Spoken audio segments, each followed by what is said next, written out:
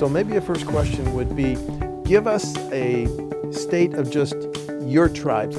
Madison has just been designated in December, Truax Field, as the home of F35A. Doctor, can you start? Give us an overview.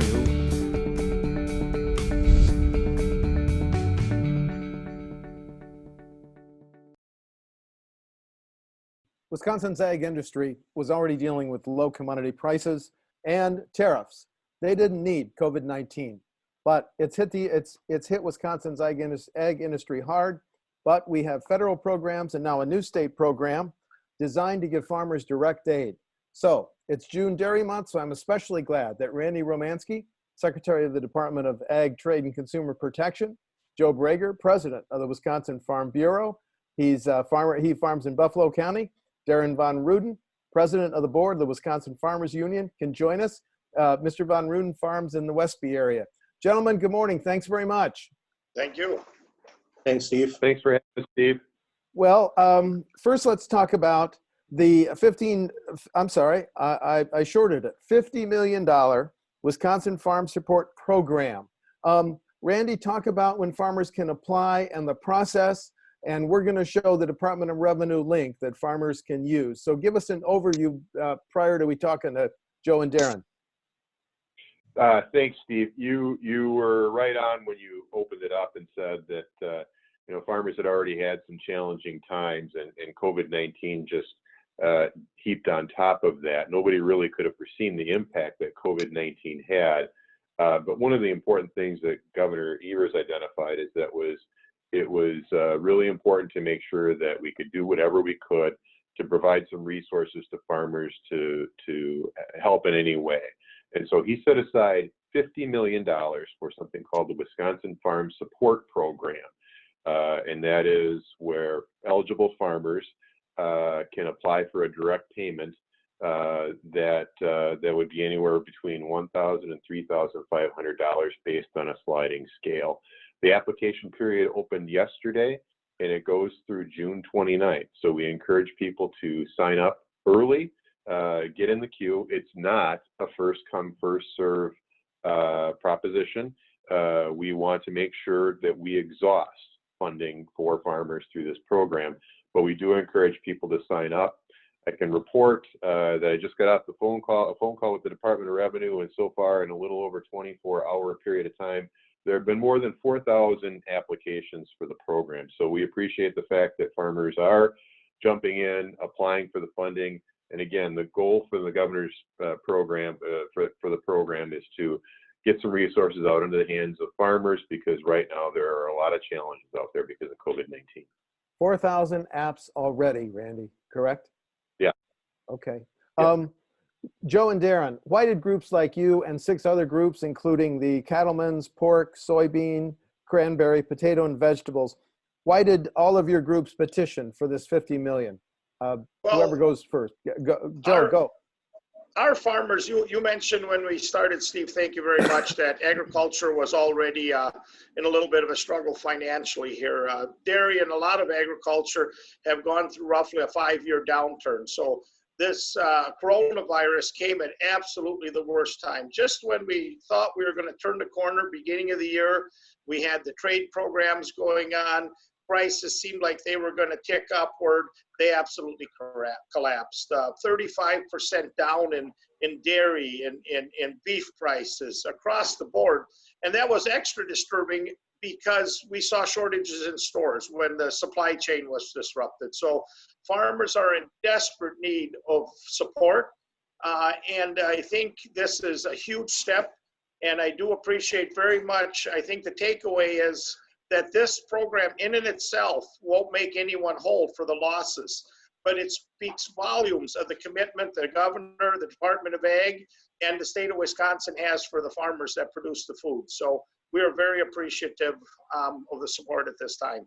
Darin, I may know just enough to be dangerous. When I look up the price of Class 1 milk today, $11.42, which was down per hundredweight, down $1.53 from May. But how does that compare to a year ago? Had milk prices come back at all, sir? A year ago, we were still at really a low price. We didn't see the higher prices until towards November, December.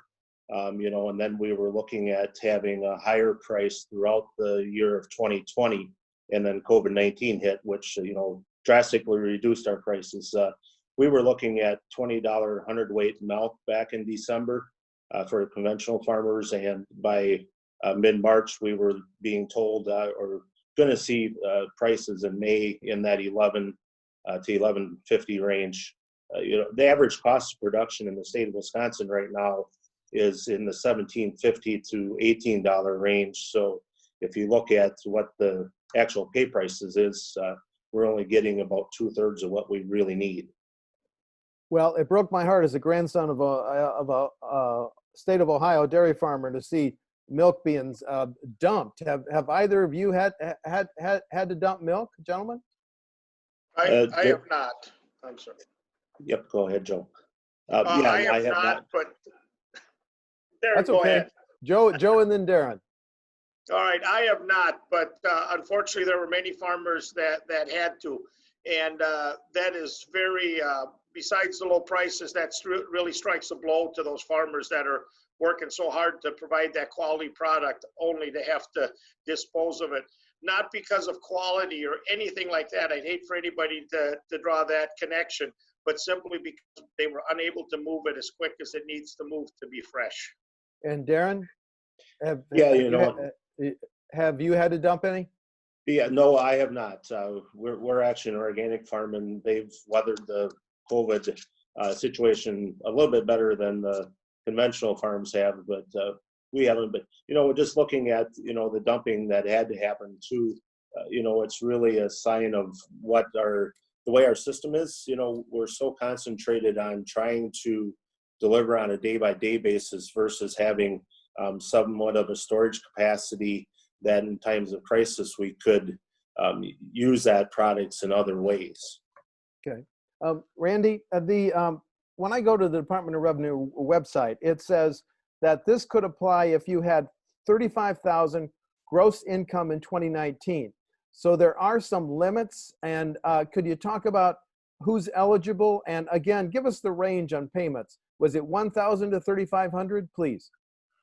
Yes. So eligible farms are those with a gross income between $35,000 and $5 million based on 2019 tax filings. The amount that they will get in a direct payment will range in between $1,000 and $3,500 based off of their income. One of the important things when we sat down with the groups is the groups have requested $50 million. And the governor fulfilled that request. The important thing for us to do once we identified the amount of money that was requested and available, because it was important to understand what was available, because this money came to the state from the federal government, was to identify how to get it out quickly and to make it as available as possible. $50 million is a lot of money. One of the things both Darin and Joe talked about is there's a lot of economic stress in Wisconsin agriculture right now. There's a lot of need.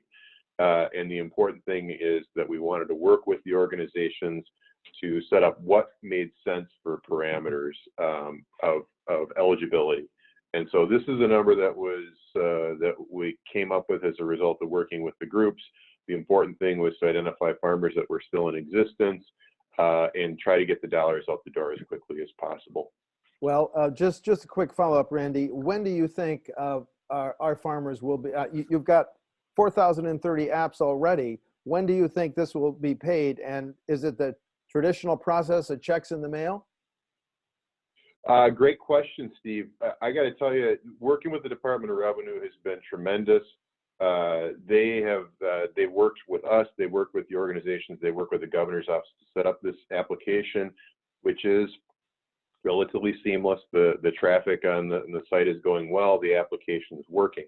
The window is short for application period. So it opened yesterday, it closes on June 29th, 11:59 p.m. So farmers have a 2-week window to get in.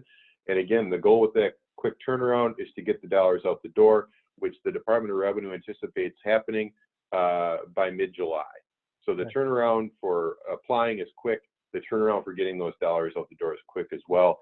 and the Department of Revenue can establish it that they can distribute the money either via check or an online bank account. So again, they've made that relatively seamless as well. So we're really appreciative of their partnership. Okay, then a question for Darin and Joe. The pieces of equipment that you gentlemen buy as farmers cost hundreds of thousands of dollars. Pardon my naive question, but what difference would a maximum 3,500 make this spring? Darin, you want to go first? Well, it helps. It might pay a vet bill instead of buying a piece of equipment. Hopefully the equipment is in good enough shape that we can continue to use it, but the vet bill might need to be paid, or the feed mill might need to be paid. So, on smaller farms, average size farms, that certainly helps with that process. Joe, your thought, please? So certainly, I mentioned before, this in and itself will not make farmers whole. There's also federal programs, the coronavirus food assistance program that's available, and other sources to help support farmers as well. During this time, and even leading up to this, we were starting to see a lot of stress in agriculture, increase in suicides, depression. All of that really takes a toll, and for farmers to know that the state of Wisconsin backs them as well and considers them of value to society and to our economy, I think there's also something that has to be recognized there, because at this point, farmers need support from multiple levels, and that's what's appearing. If I could, I'd like to toss something out quick that I think we cannot overshadow the fact that Randy, I don't think the Department of Ag has really worked through such a program before, and the time and the speed with which it was done is somewhat historic.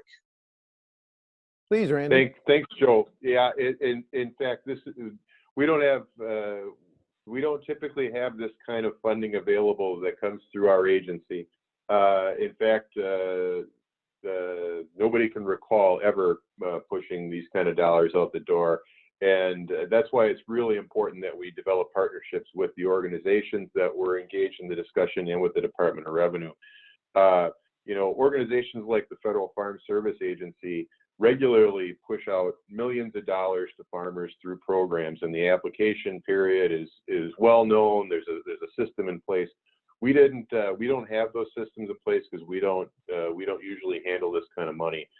So we did need to set it up relatively quickly. We appreciate the groups engaging in that discussion. And again, Department of Revenue has really made this seamless, and it couldn't have been done without them. Joe and Randy, both of you mentioned the federal coronavirus food assistance program. If a farmer, if a Wisconsin farmer applies and gets benefits under that federal program, can they get a benefit under the state farm support program? Randy? Yes. Yeah. So you can qualify for both. Yes. Yes. Right. Yep. And Darin and Joe, go ahead. I'm sorry, go ahead. Well, I think as Joe mentioned earlier, the funding that we have available through the farm support program is not meant to make anybody whole. It's meant to be a bridge to when the federal funding becomes available. The federal funding, the window on that is much larger. Our window is 2 weeks. The application period for the federal government, the coronavirus assistance program, runs from May all the way out through August.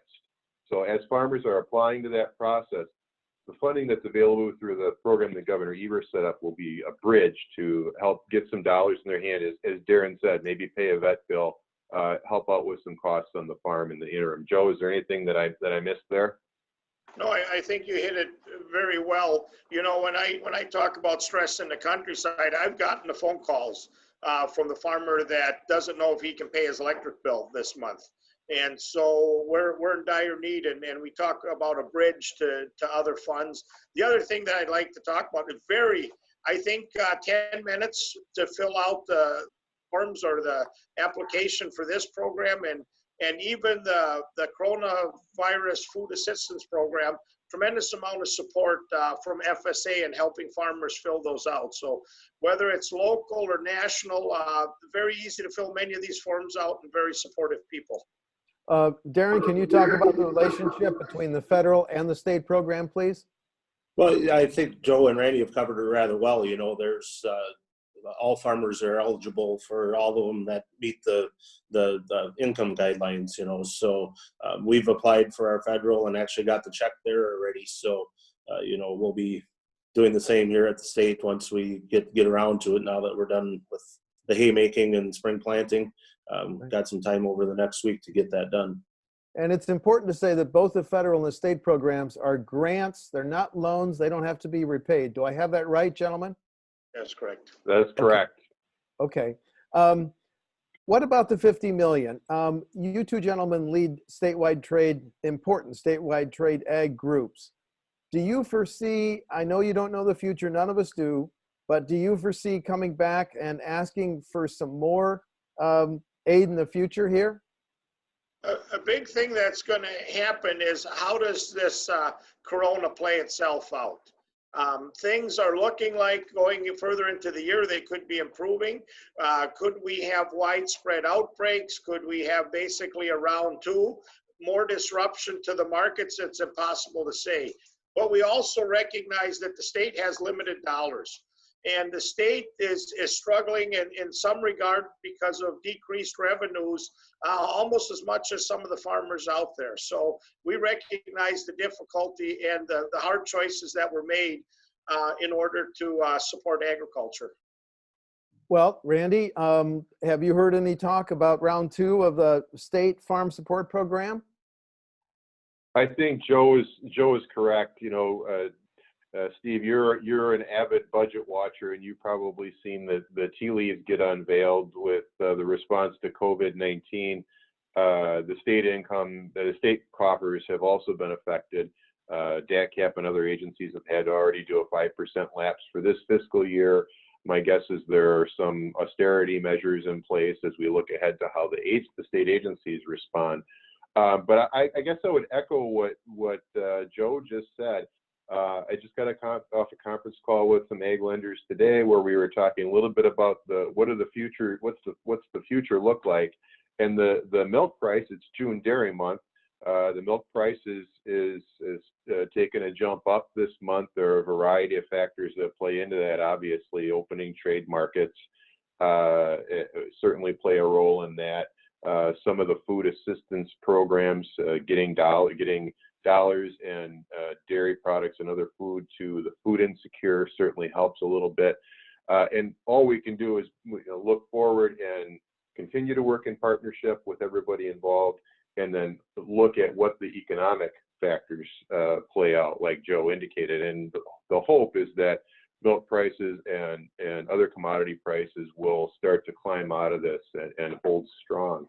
So as far as, you know, the funding that's, the state doesn't have the kind of funding available to do another round of this. I will, however, say, Steve, that Senator Tammy Baldwin has been also on our stakeholder calls with these gentlemen and their organizations and others. And through listening to what she's heard from agriculture in Wisconsin, she's introduced a bipartisan, bicameral proposal called the Farming Support to States Act. It just got rolled out recently in Washington, D.C. It's strongly supported by the National Association of State Departments of Agriculture, which covers state departments of agriculture all across the state.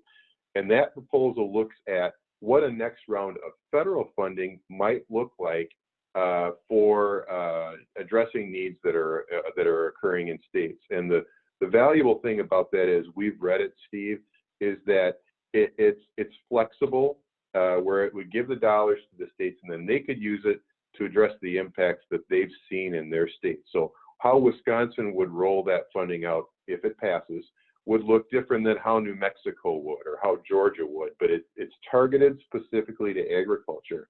And that would be, you know, down the road, a potentially valuable way to look at, as we get through response to COVID-19 and we look towards recovery from COVID-19, what additional resources does our state need, do Joe and Darin's organizations need, and all the farmers across the state, to strengthen supply chains long term? What can we do to make investments in that system so that we don't get so dramatically affected by these circumstances beyond our control, shall we say? Okay, now we've talked about the federal coronavirus food assistance program, and that's $16 billion. And we've talked about the Wisconsin Farm Support Program, and that's 50 million. But what about the Food Security Initiative? That's an additional 15 million, right, Randy? And then you have the federal farmers to farm food box programs. So I guess my question is, Joe and Darin, you've talked about how you're going to participate in both the coronavirus federal program and the state farm support program, but are the food insecurity programs, these additional two, going to help farmers and members of your two groups? Certainly.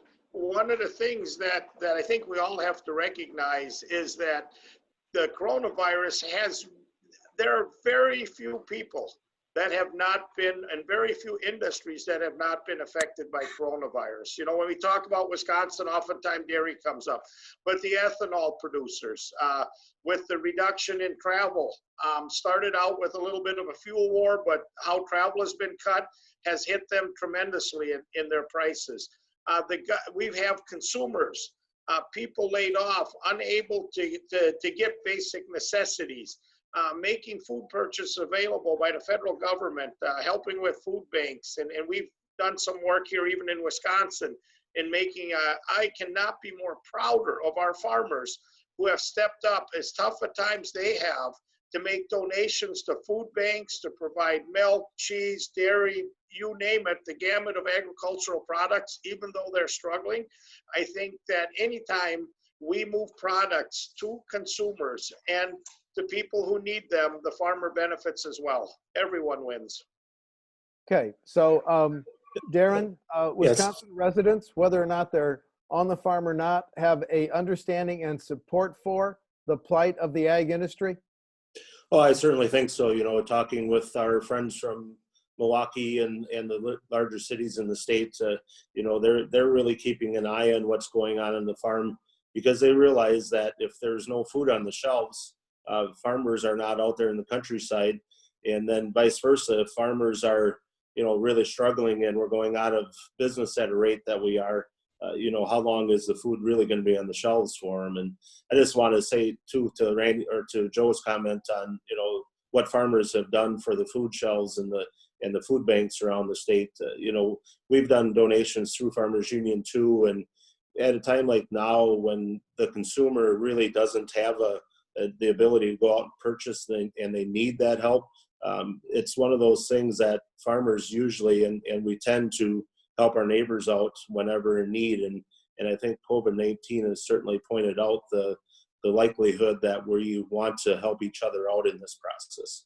Randy, the Food Security Initiative, that's 15 million. That is separate from the 50 million farm support program, right?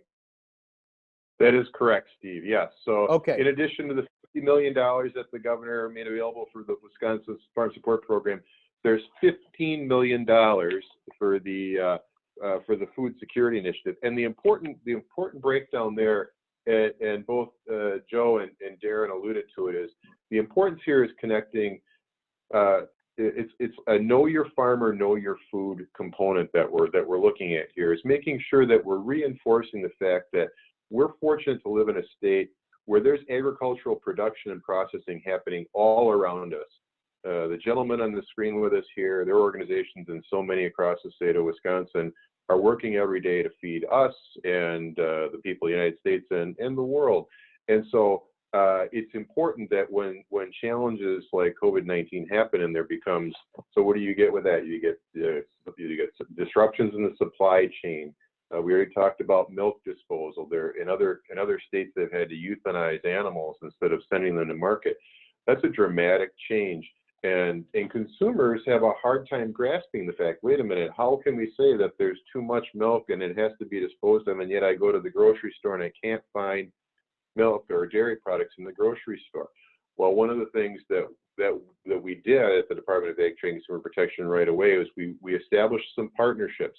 Joe and Darin have both talked about how their organizations have been really generous in donating to food insecurity systems. That's true, and it's true across the board in Wisconsin. We developed an early relationship with Hunger Task Force of Wisconsin and the Dairy Farmers of Wisconsin, where we found a way to link dairy fluid milk and dairy products to the Hunger Task Force to get in their food insecurity system. And the great thing about that was they were paying for the product. So at this really challenging time, farmers were getting paid for their product. And it was a great way to tell the story about how that milk that might go to your grocery store or to the food pantry might be from the farmer down the street. Know your farmer, know your food, connecting the dots between farmers and consumers. So the governor's program of $15 million takes two steps. Step one is it gives a pot of $5 million for smaller food banks or food pantries that have to make adaptations to how they do things as a result of COVID-19. So is there additional refrigeration needed? Do they need to set up a drive-through system? Do they work on a delivery system? Those kinds of things that wouldn't have been contemplated before COVID-19 hit. And the second part of it, $10 million, will go to do the best it can to connect Wisconsin food, Wisconsin produced food, to Wisconsin consumers, in this case, the Food Insecurity Network. And we're going to build off of the relationships that have developed as COVID-19 has happened. So we're hopeful that that will not only help feed people in need, but it will continue to support Wisconsin farmers. Joe and Darin, prior to the COVID-19 pandemic, so much debate about the complex issue of tariffs. Have the tariffs issue largely been resolved, or are they still looming out there? Darin, please, first. I believe they're still somewhat looming out there. You know, the phase one deal with China has kind of started, and then it stopped, and now it's starting again. And with the language between the two governments, sometimes you don't know what's going on. So, you know, I think they've come back a little bit, but I don't know that they're completely gone yet. Any PS on that, Joe? Tariffs. The tariffs, we still have work to do.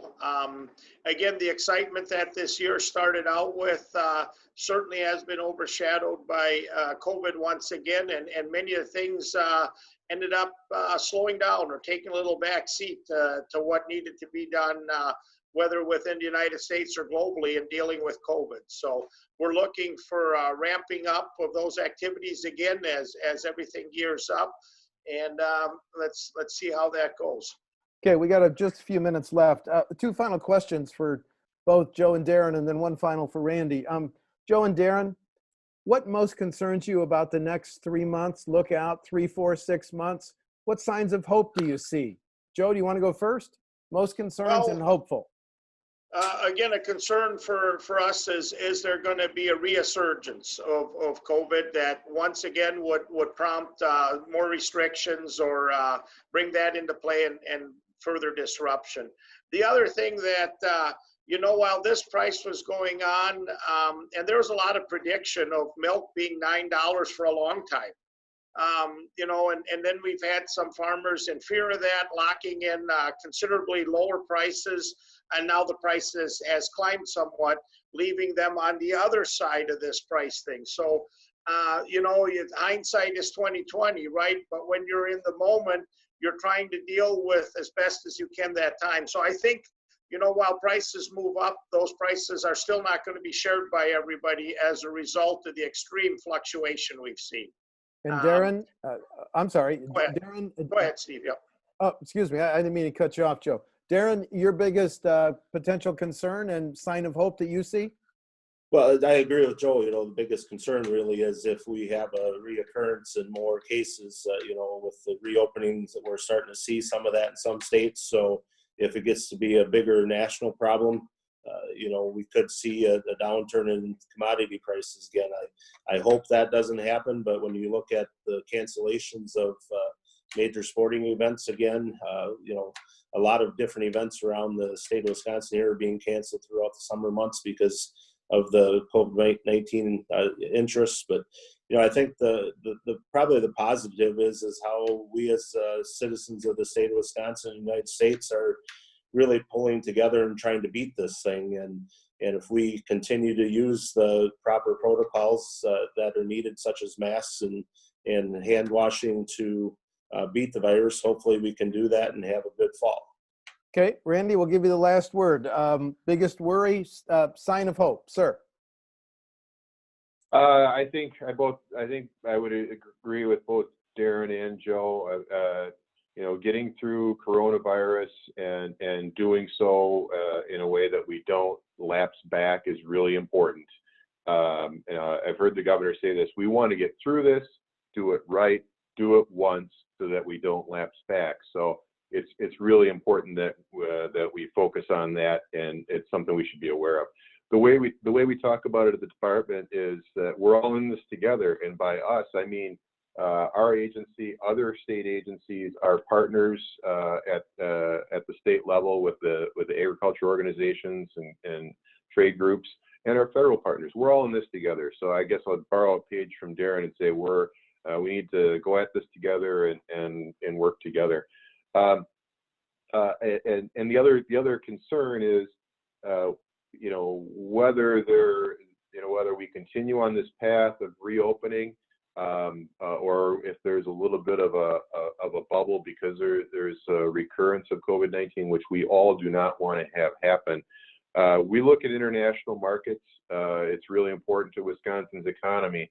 We've talked a little bit about trade, and the USMCA agreement between United States, Mexico, and Canada takes effect July 1st.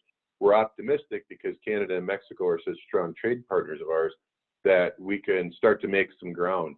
Darin talked a little bit about China, and Joe expressed some concerns too of what happens there is important because China is another important trade partner. So we have to look at the international marketplaces and what happens around the world in relation to Corona.